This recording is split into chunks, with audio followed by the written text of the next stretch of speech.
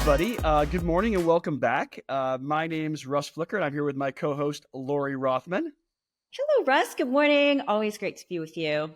It is great to be here. And I guess when we get started, I'll just say, if you were very focused on the recent election, but you were channeling the local PTA, you're in the wrong spot.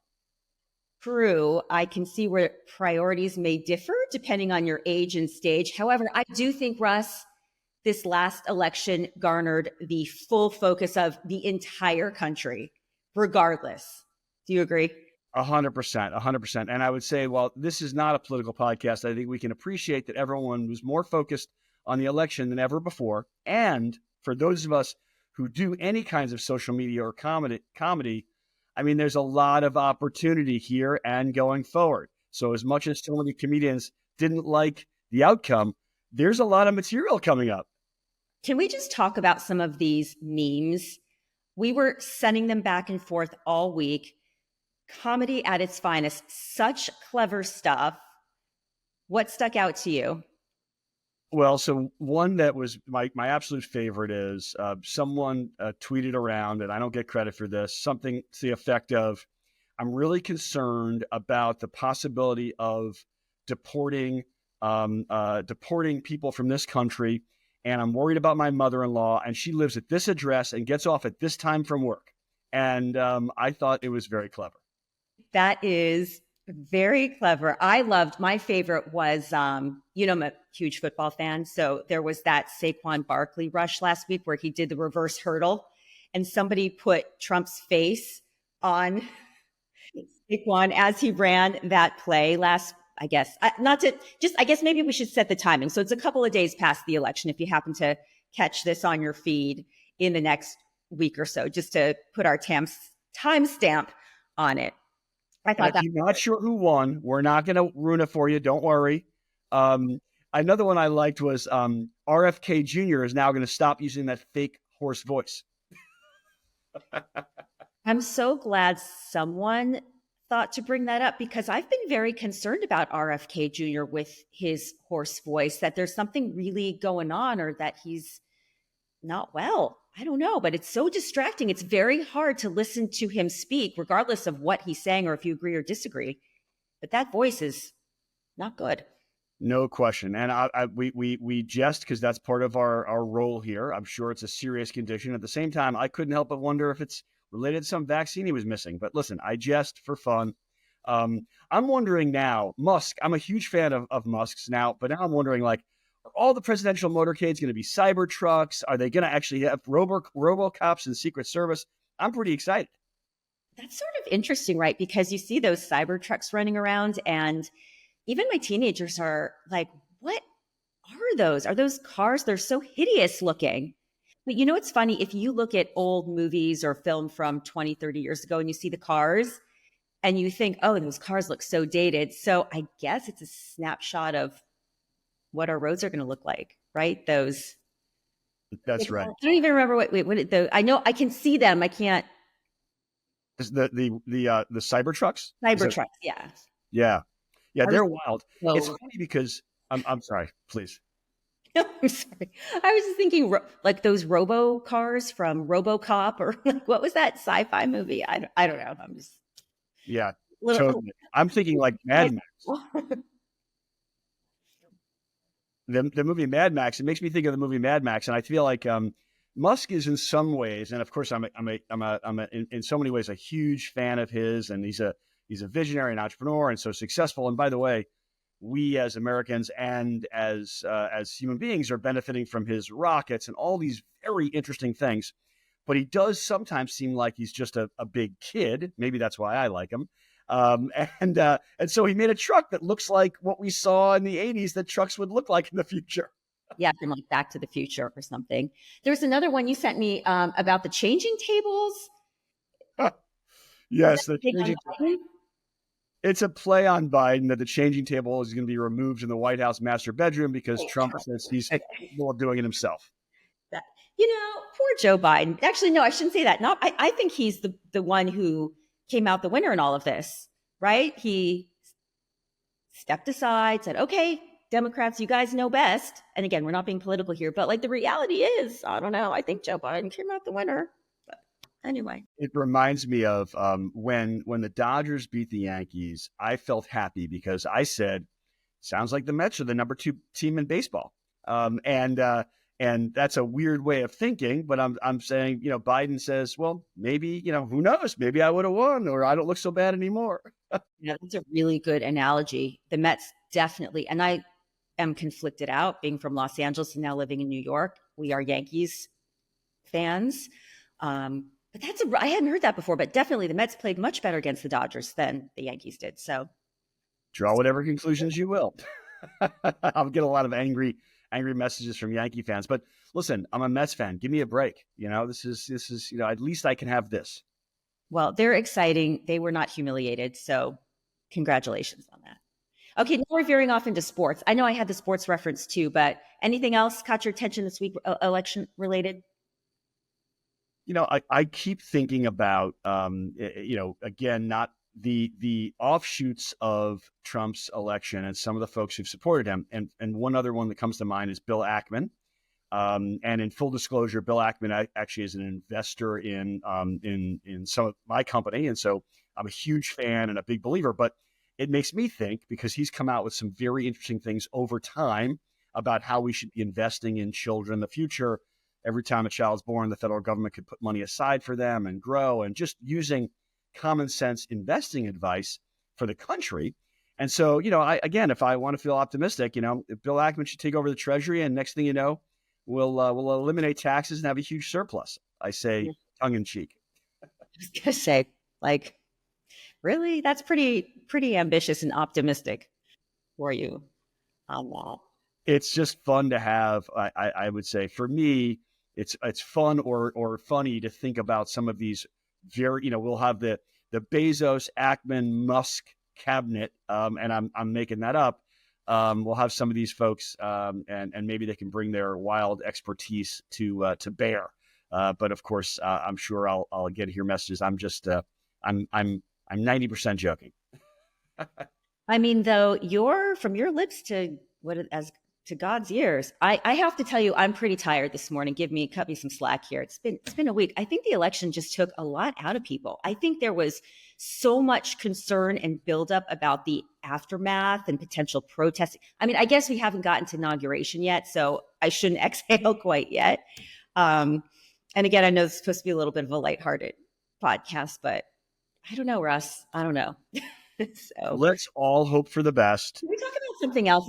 I'm done with. I'm not a political person. I don't really have much else funny to add at this point. No, I get it. Let's talk about something that's much more important. 43 monkeys escaped a South Carolina lab, and they're trying to capture them by leaving food out to try to draw them back in. And apparently the monkeys do stay together in a pack.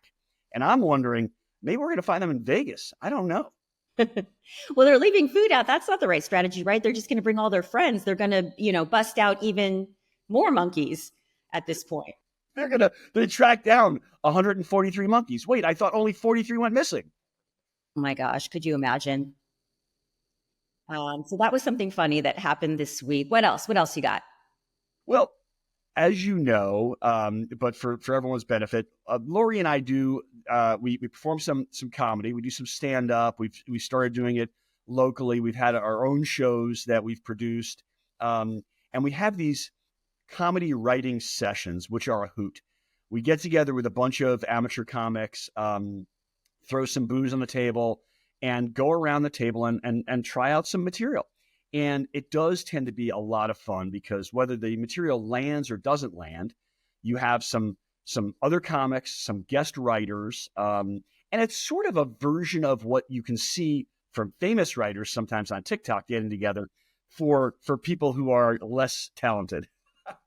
Well, so we were talking about this before, and we've both had long careers. We have kids about to be adults themselves and embarking on their lives. And so what does it kind of leave us as middle-aged people, right? So finding a hobby that is challenging and fun and terrifying and leaves you a little vulnerable has been has been so fantastic, at least for me. I mean, it's really stretched parts of my creative brain that I didn't even know I had. And we've been at this. Actually, we just had our 2-year anniversary. I don't know if you realize this, from our first show a couple of years ago. It was October 28th. And I feel like I've gotten so much more comfortable just being vulnerable and just throwing whatever crazy thoughts are going through my mind just out on the table. And some people think it's hysterical. Some people in this writing session that you're talking about think it's ridiculous. Some people are totally offended. But it's just, it's all of that. And it's all the feels and all the emotions. And at the end of it all, I have to say, we just had one the other night, and you are a fantastic teacher mentor. But you crack the whip a little bit, and you slap the wrist when someone interrupts. But we need that. We need somebody to keep it in line. But I think maybe I went too far. Did I get? I did realize the other night we have maybe 6, 7, 8 comics, and then 4 or 5 what I call guest writers, just friends who come over who listen and participate. And then we do end up getting 3 or 4 conversations going. And I know as a comic myself, when I perform a little material in this group and then I get feedback, I am hotly focused on writing down that feedback. It's very good stuff, both because you get real audience. Hey, Russ, I didn't follow that. I didn't understand that. Or why was that funny? Or I love that you can add, here's an additional item. It's so valuable that I want to make sure I hear it all. And so I'm trying to do that for everyone. But I did notice that we had so many conversations that I don't really like to be the disciplinarian, but I was trying to herd the cats. One has to be. Well, I was the worst because, I don't have that finesse of giving constructive feedback. I'm just like, that's terrible. Like, I don't think that's funny, Whereas you sort of massage it a little bit more. Like, this part was really good and effective, and it gleaned a huge reaction. But here, we need to sort of polish this, and we can work it in and do the callback. You have all the lingo. I'm like, that was crap. So that's why it's better that you're in charge. I am a happy and willing participant. I try to be diplomatic, but there are And the truth is, I think everyone comes to it, and we're all neighbors, right? So we've all seen each other on the sidelines of our kids' sports, at back to school night, in pretty, buttoned up, have to be on good behavior. We've run into each other at the local restaurant with other friends. So we've seen each other in all sort of walks of life. I think there's some business overlap too. So just to kind of have this space where anything goes has been really just so dynamic and stimulating. And I really give you a ton of credit for it. And we have a couple shows coming up too, which, before I would be like so terrified and nervous, I would get sick to my stomach. But I mean, you can learn something new at any stage of life. And we're going to do it for charity, which is really so special, makes it even better. So totally. And we started off these shows with mostly just friends and neighbors. And so it's nerve-wracking because it was a big crew, but also still a very supportive crowd. And when we do, and we've had a couple of shows now, and Lori, I know you've had a few more than me. And when you do that with an audience that is, overwhelmingly strangers, right. It's even a little more nerve-wracking. Like, hey, people are not going to laugh just to do me a favor. They don't know Russ. And so I have to tickle them or surprise them in some way. I don't know if you've ever, I was going to go off with the tickle thing. Like, do you have a little wand or something? No. But I don't know. It's funny. So, I think it's harder to perform in front of a familiar crowd. So we sort of started doing backyard shows, right? It was like, it came out of COVID. Everyone was hanging out outside so much. And you had done a couple of professional classes in Manhattan and brought that. And, we just started literally sitting around throwing spaghetti at the wall. And then, to me, it's a lot more fun and relaxing doing it in front of people that you've never met before, because then you could just sort of leave. And well, that's fascinating. There's something there. That's a fascinating thing, because I would say that that I feel like with friends, they're going to be supportive. I certainly didn't want to. I remember the first show thinking, if I really bomb, I don't have to be that funny, but I have to remember my lines. I have to sort of remember what I'm doing. I have to look confident. But even if I wasn't that funny, I imagined everyone would be supportive. Um, and so it's very funny how, and I can appreciate the difference you're saying. For me, with a stranger, if they're just silent, and when you tell a joke, and this is another thing I'll tell for people real quickly, which is if you tell a joke, even if it's going to land, there's a half a second after you've given the punchline where you're waiting to hear the crowd. And sometimes, even if they're going to erupt in laughter, and so it lands, in that half a second, you as a comic think to yourself, oh my gosh, this is crazy. What if no one reacts? What if I'm like, I just told the joke and everyone's silent? That's a That dangerous half place, second feels like eternity. right? 100%. Well, what's interesting to me, and as I've been sort of practicing and listening to like real professional comics and trying to learn, when I hear my sets back, I'm speaking so slowly, yet I feel like I'm going so fast when I'm doing it. Or maybe wait, is it in reverse? I feel no, yeah, I feel like I'm speaking really fast, but I'm speaking slowly, and I think that I don't know, it's just that whatever. So Yeah. For me, what am I trying to say? Like, what am I trying to say? no, I get it. I think for me, and maybe you have the same thing where I need to slow down, and part of it is there are nerves. I'm to some extent I'm remembering the punchline. I'm trying to be prepared, and so I think people say I go a little bit too fast, and I don't think of that as how I'm speaking, but I need to work on slowing down. I see what you're saying, right? Because yeah. But it is a rush.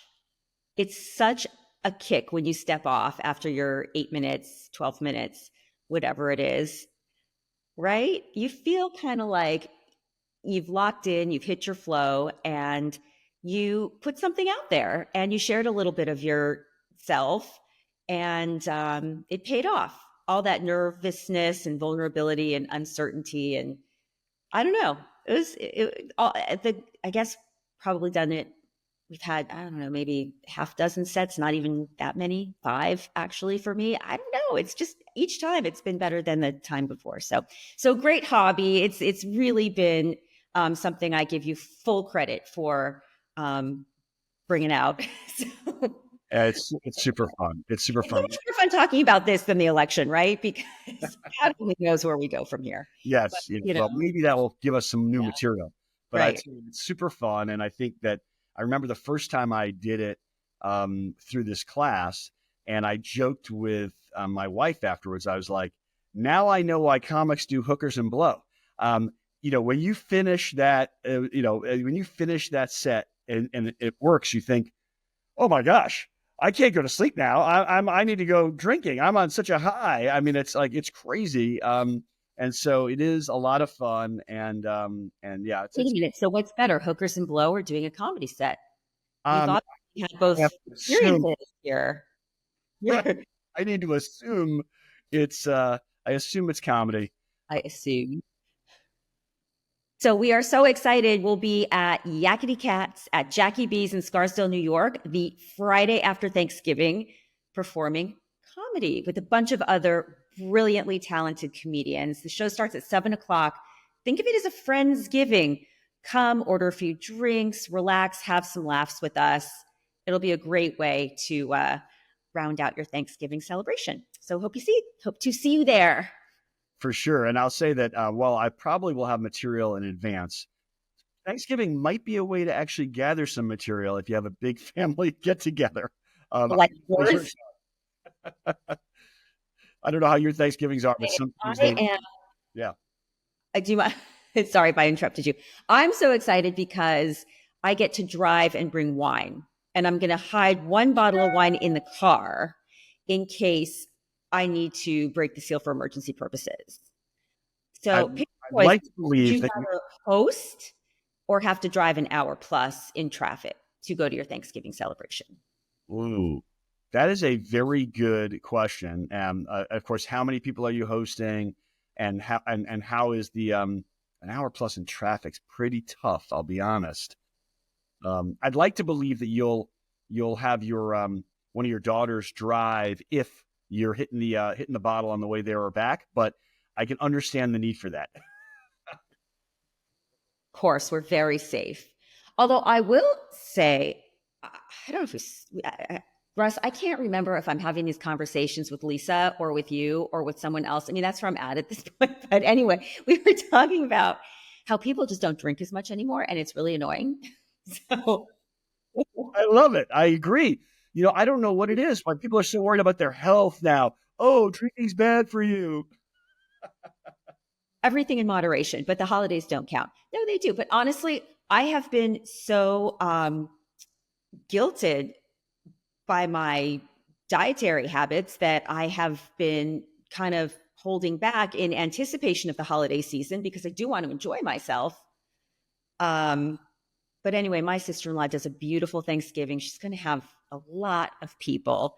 And I give her a lot of credit because she doesn't care if you show up in torn jeans and a t shirt and sit in the couch and watch the football game all afternoon. Just come.